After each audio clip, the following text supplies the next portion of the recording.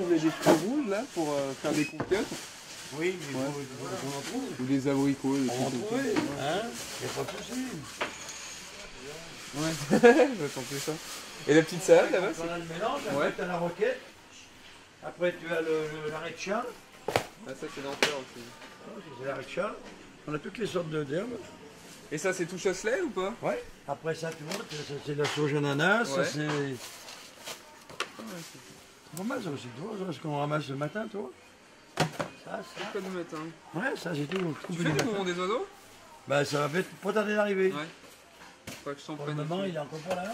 Tu le diras à Steph comme ça. Et je puis, viens. voilà. Bon bah nickel, bah, écoute moi je repasserai te voir pour les confiottes. Plus rouge et même abricot ouais. Bon, Bah, à un abricot. moment on voulait cerise, mais la cerise je crois que c'est mort. Hein. Ah, c'est fini. Ouais et puis en plus ça a été un peu cher sur la fin. Ouais. Non, puis c'est fini. Non, mais il faut que je lui fasse un lot de fraises et de framboises. Ouais qu'on se fasse Et puis d'abricots à confiture. nickel, bah, je te laisse savoir parce qu'on risque d'être fermé à ce moment-là. Ok. Puis nous on se voit en septembre. Alors ce qui fait un bon plat sur moi c'est un bon produit, cuit comme il faut, c'est-à-dire qu'il faut qu'on ait la bonne texture, la bonne cuisson, la bonne température et bien assaisonné. Il y a beaucoup de produits qui nous tiennent vraiment à cœur. Je vois, on a les produits et les huiles d'olive du château d'Estoublon parce que ce sont des amis de Stéphane et Sophie, mes associés. Ils sont devenus d'ailleurs des amis par ailleurs. On a les produits Georges Blanc parce que c'est vrai que j'ai une relation particulière avec Georges. C'est lui qui a été mon parrain dans le domaine culinaire suite aux émissions que j'ai pu faire au concours de cuisine. Les sirops, c'est Egbel parce que quand j'étais au lycée, on avait fait une retraite là-bas avant le bac et j'avais trouvé les sirops super bons et voilà, j'avais envie de les mettre en avant. Les jus de fruits, c'est Patrick Fond, donc on reste régional, c'est Orliena, c'est quelqu'un qui adore son métier, qui nous fait des trucs d'enfer. Enfin voilà, le but c'était vraiment de mettre en avant les produits et les productions, déjà qui nous plaisaient gustativement parlant, et en plus, si possible régional, et avec des gars derrière, quoi. Enfin, je veux dire, voilà, c'est pas le type, il fait pas ça en dilettante, quoi. C'est sa passion, c'est sa vie, donc ça nous faisait plaisir de mettre ça en avant. Le concept de ce lieu, c'est un bistrot épicerie traiteur.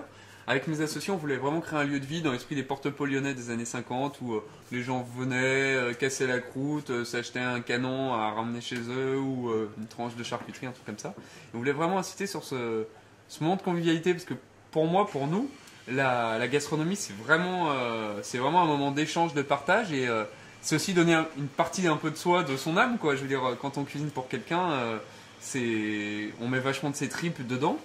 Surtout à Lyon.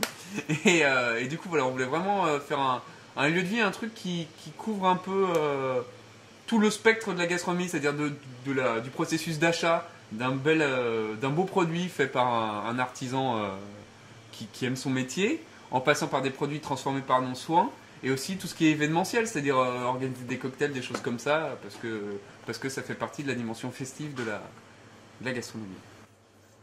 On a voulu faire un décor des 50 parce que c'est un peu nos souvenirs d'enfance. Enfin, moi je suis pas des années 50, ni mes associés d'ailleurs, mais voilà, on a eu les résurgences de tout ça parce qu'on a toujours à la campagne, à côté de la ferme des grands-parents, un truc comme ça, le petit épicier à l'ancienne, et voilà, ça rappelle des souvenirs. Et puis il y avait un certain art de vivre, je trouve. C'était très festif, c'était post-seconde guerre mondiale.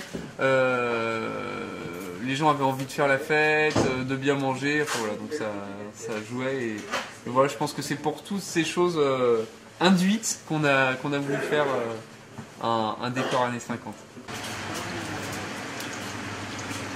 Ma cuisine, je dirais que c'est de la cuisine de bistrot revisitée. Voilà, c'est des plats un peu traditionnels, les plats que je connais, quoi, qui m'entourent depuis ma prime jeunesse, que j'essaye de présenter sous un jour un peu nouveau. Et puis, adjacent à ça, il y a aussi une grosse influence de la cuisine étrangère. J'aime beaucoup la cuisine italienne, la cuisine asiatique. Moi, je sais que depuis tout petit, avant que ça ne soit la mode, ma maman m'emmenait tout le temps dans les restos chinois, parce qu'on appelait restos chinois, mais qui étaient des restos vietnamiens. Et j'ai une grosse influence là-dessus. J'aime bien utiliser des produits tels que la sauce soja, la sauce huître, la sauce hoisin, la coriandre, le gingembre. Enfin, voilà, c'est un peu un mix de tout ça. Donc, je dirais pas que c'est de la cuisine fusion parce que le but c'est pas de mélanger à tout prix les deux univers, mais c'est voilà, c'est une cuisine d'inspiration orientale et lyonnaise.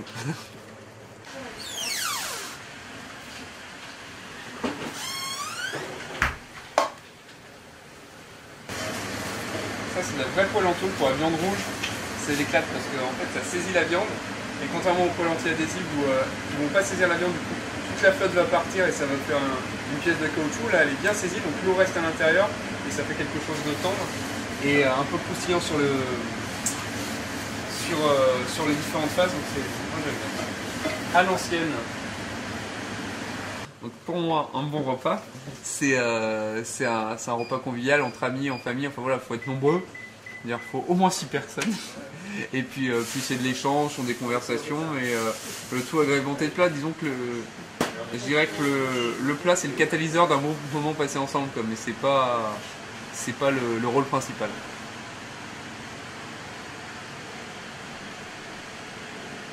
Voilà, c'est bon. Ah oui, oui, on ça me gêne pas, mais...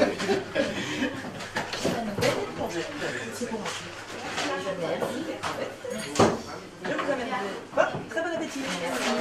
Alors la cuisine qui rentre au musée, moi, je trouve que c'est une bonne chose, mais pour moi la cuisine qui rentre au musée doit rester interactive.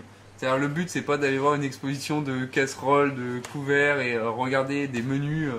Voilà, le but c'est de goûter quoi. Pour moi un vrai musée vivant, c'est un musée où on pourrait goûter le lièvre à la royale, enfin faire goûter aux enfants le lièvre à la royale, un vrai fromage de chèvre, leur montrer comment montrer une vache parce que tout le processus est là, les fruits, les légumes, enfin voilà.